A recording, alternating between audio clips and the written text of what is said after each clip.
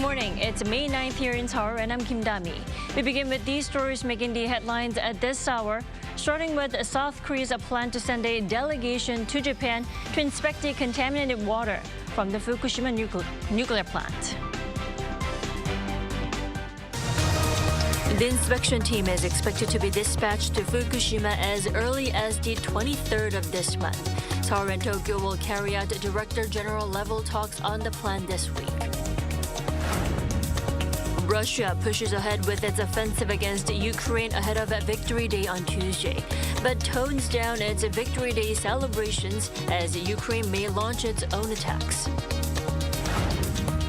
And BTS Jungkook sets a Guinness World Record for the fastest K-pop soloist to reach 1 billion streams on Spotify. South Korea will dispatch a delegation to Fukushima later this month to inspect the safety of the wastewater there.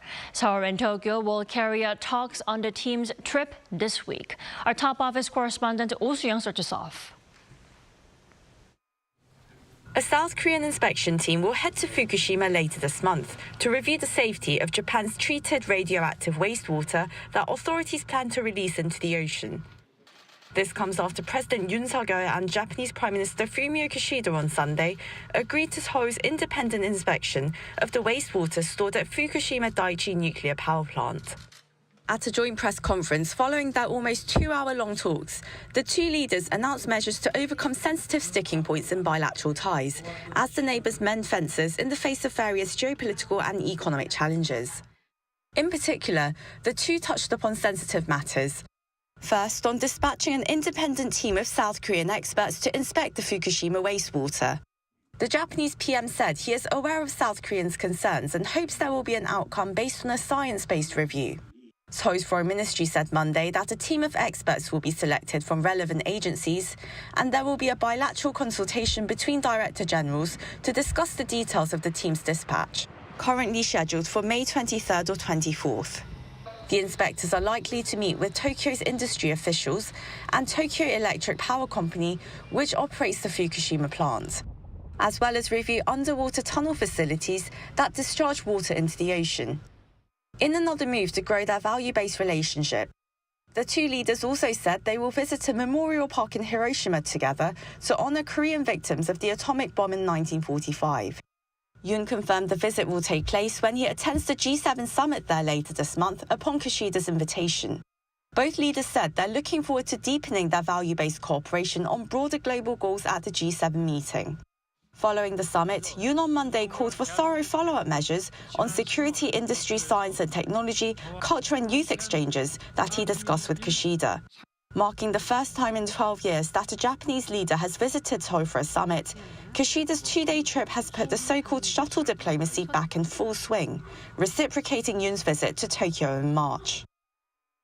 It seems there is more shuttling to come as the South Korean president heads to Hiroshima in less than 2 weeks, where he is also expected to hold a 3-way summit with Kishida and Joe Biden. Oh Soo-young, Arirang News. Also, during the recent Yoon-Kishida talks, President Yoon hinted that South Korea is open to Japan's engagement in the Washington Declaration with the U.S.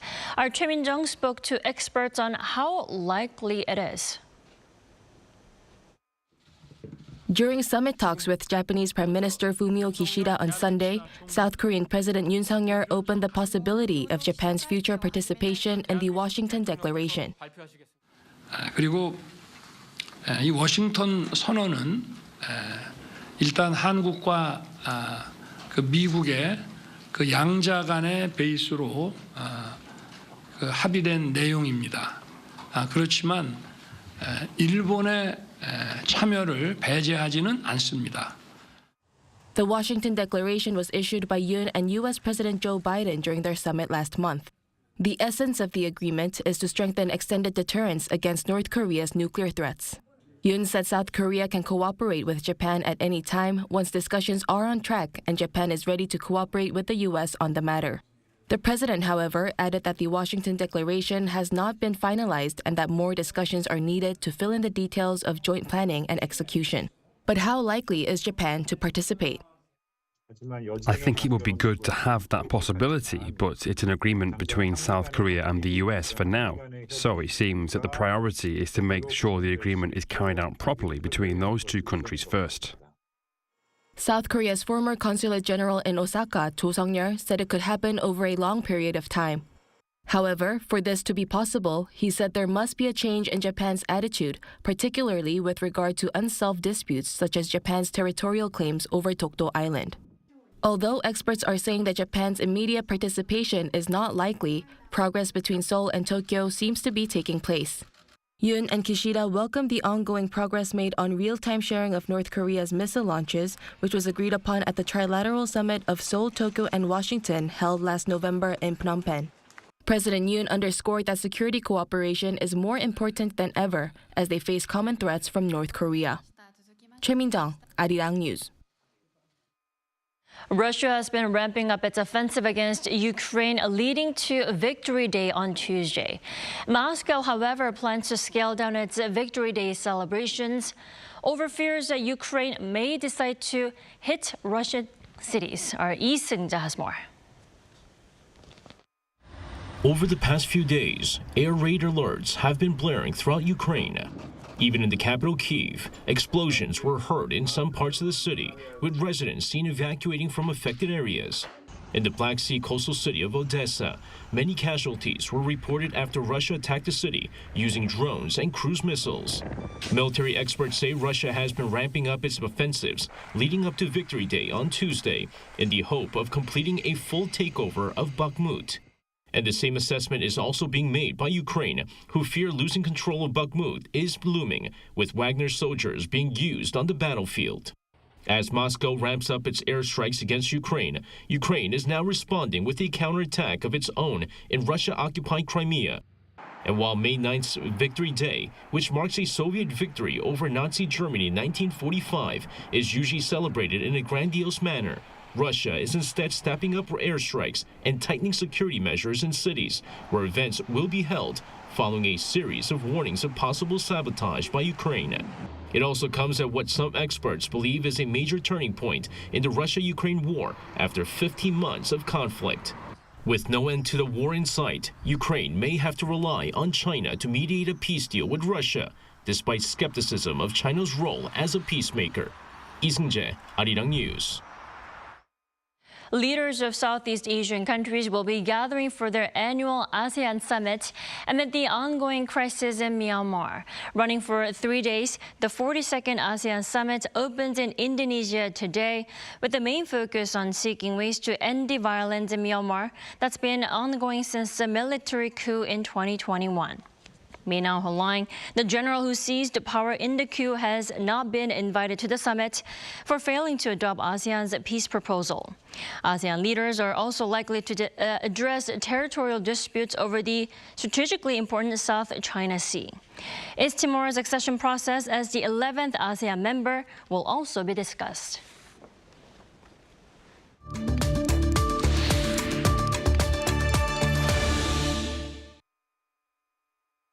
As a follow-up measure from the recent Yoon-Kishida summit, South Korea will dispatch a group of Korean experts to inspect the wastewater from the Fukushima nuclear power plant later this month. Now, how much impact will this trip have? For more and what to expect and more, let's turn to Professor Kim Jae-chun from Seogang GSIS. Good morning, Professor. Good morning to you, too. Now, Professor, how much of a good news is this? I mean, can the South Korean public take some relief from this plan? I mean, how thorough and transparent will this trip be?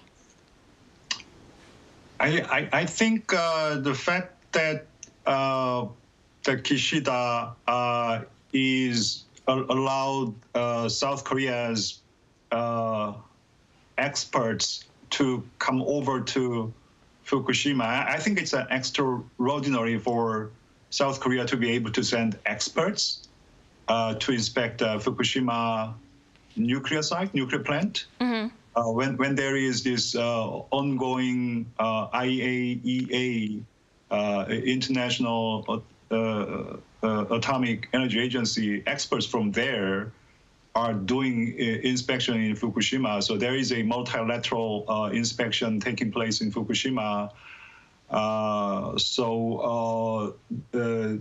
For South Korean experts to be able to go over to the nuclear side and doing inspection is extraordinary. Of course, I mean, it really depends. It depends whether these Korean inspectors would be allowed to gain full access to the facilities.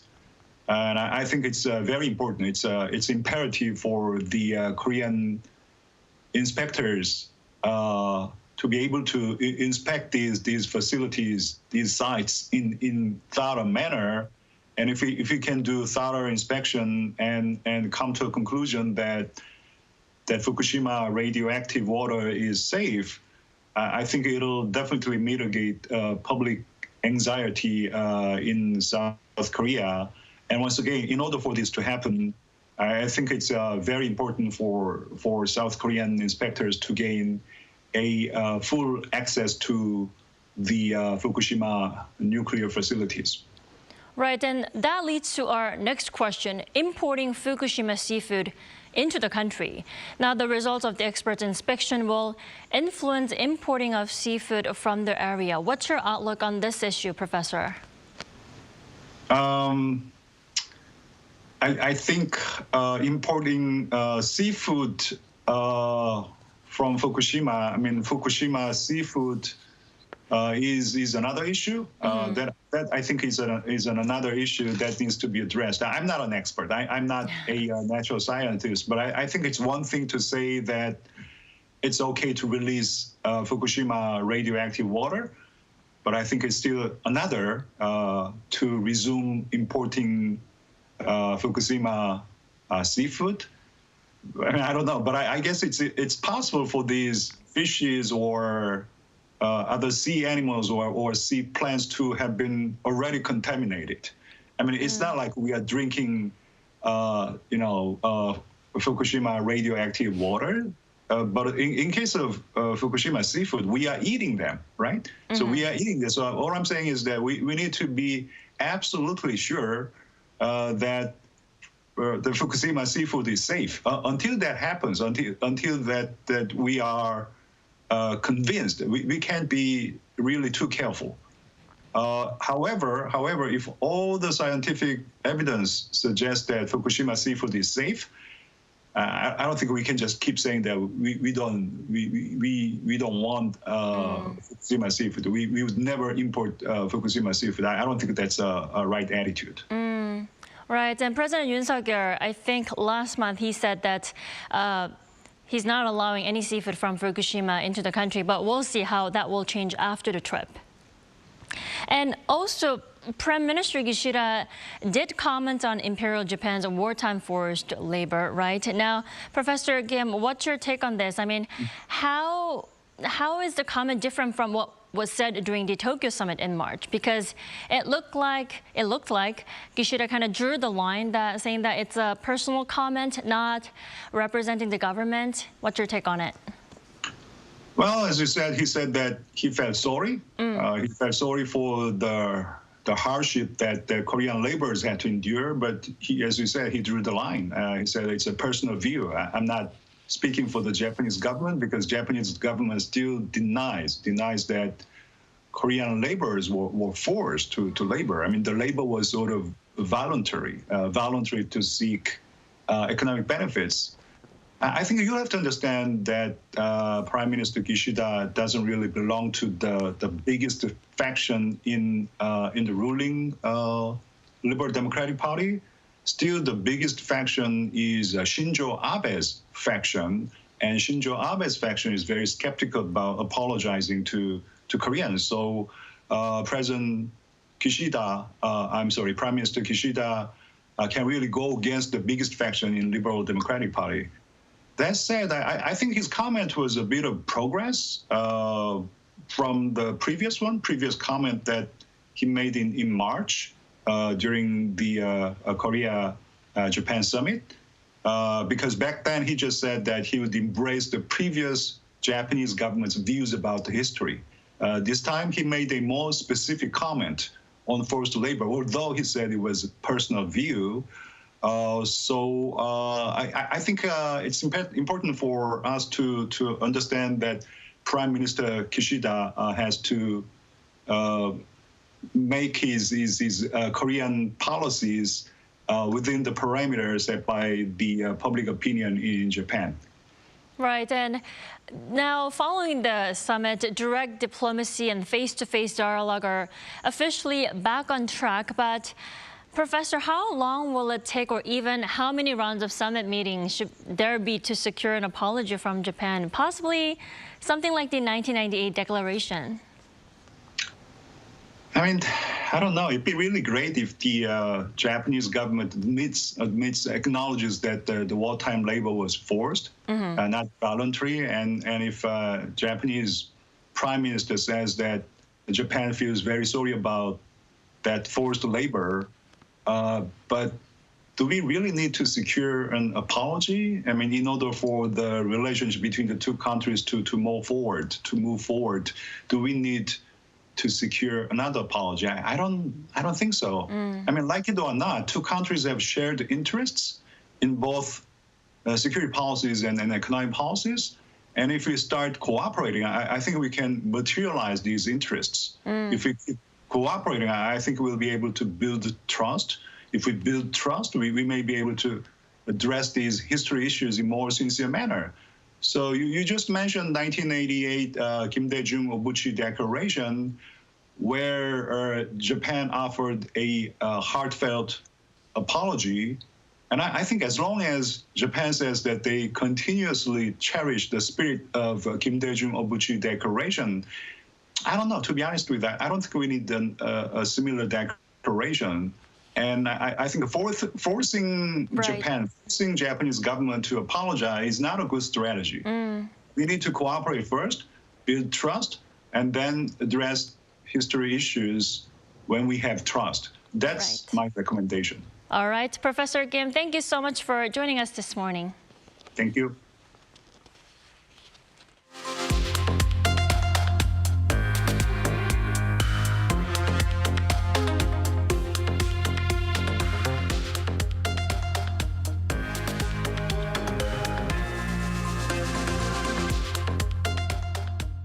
The share of chip exports to the U.S. is seeing a big shakeup amid the U.S. China trade war, with China seeing losses in its share of the market. Now, that's good news for Taiwan and Vietnam, who have seen an increase in exports to the U.S. Our Lee Dae-hyun tells us more.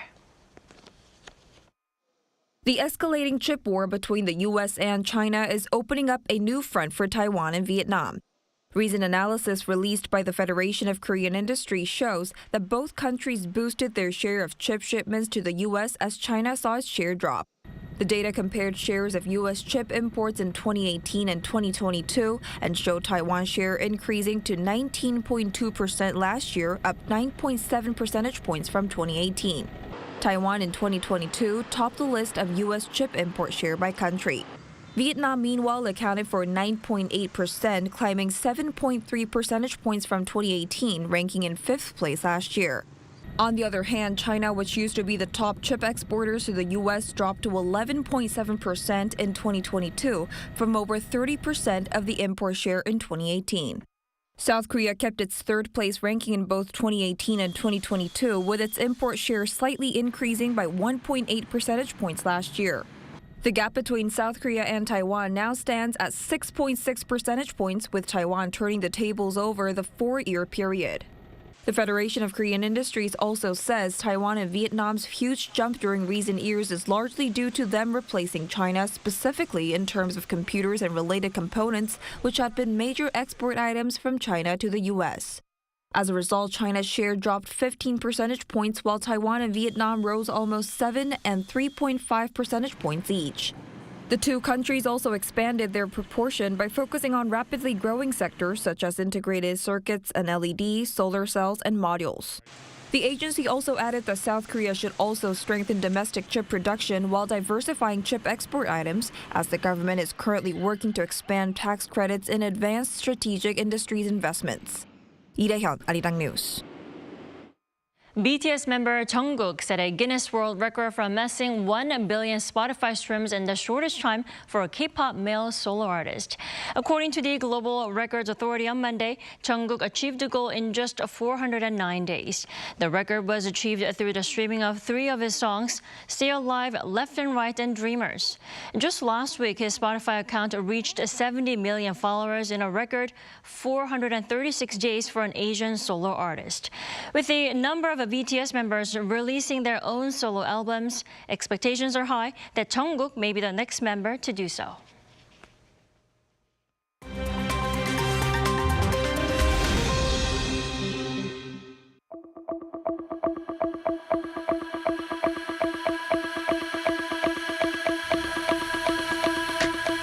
Good morning, I'm Matthew Ashley, and we now turn over to stories from around the world.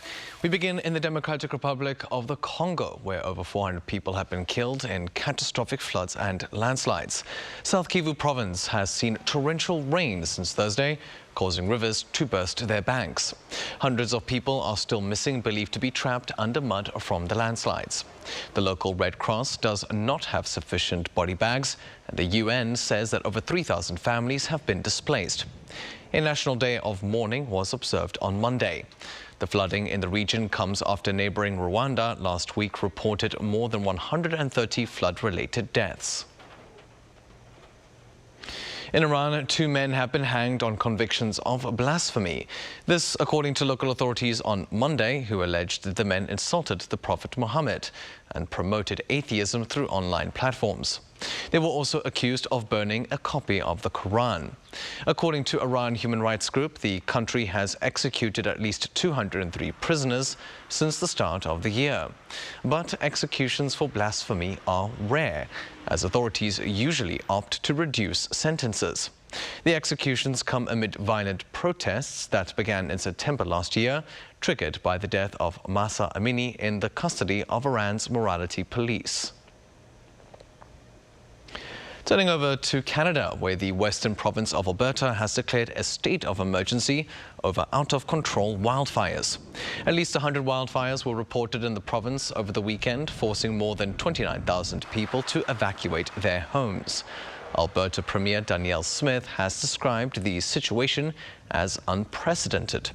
Oil companies in the province have temporarily shut down operations.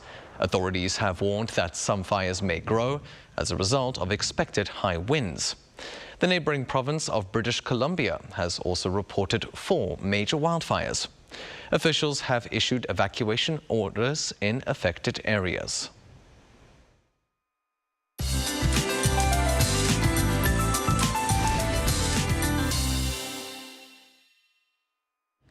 Good morning. Warm and almost summer-like days are in store across Korea. After a chilly start, temperatures will again rise fast.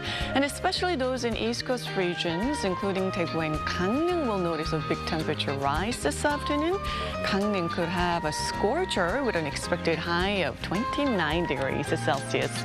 Plenty of sunshine is expected. May sunshine can be as strong as in summer, so make sure your skin is protected from the UV rays. Don't forget a hat and big sunglasses. Top readings will be 1 to 5 degrees higher this afternoon in most areas. Seoul will be slightly higher than yesterday, topping out at 23 degrees. Daegu at 27 degrees. Air quality will be normal to good, except in Incheon, where dust levels can be high during the first half of the day. Temperatures will rise further tomorrow and Thursday in the capital area under sunny skies with no significant rain in the forecast. That's Korea for you, and here's a look at the international weather conditions.